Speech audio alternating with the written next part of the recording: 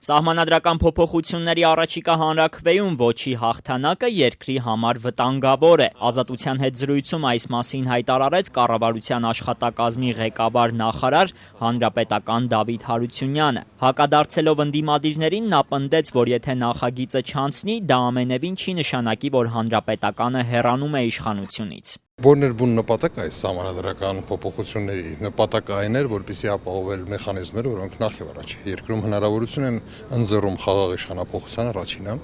ստեղծելու ավելի կայուն կառավարման մեխանիզմ երկրորդը։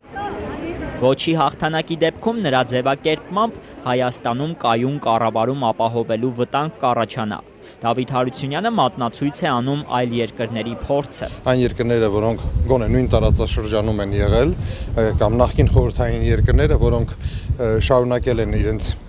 կառավարման հիմք ընդունել կիսանախագահական համակարգը, ի վերջո ավարտել են կամ գունավոր հեղափոխություններով, կամ այնպիսի իշխանություն ձևավորելով, որը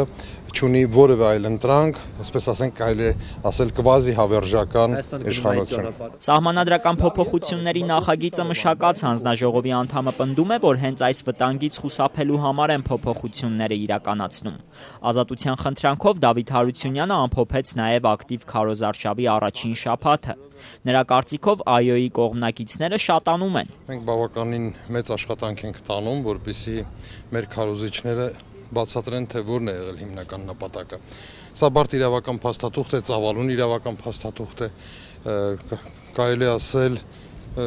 բազմաթիվ հարցեր, դրանք տասնյակ չեն, 20 հարց չի, որ փոփոխության է ենթարկվել,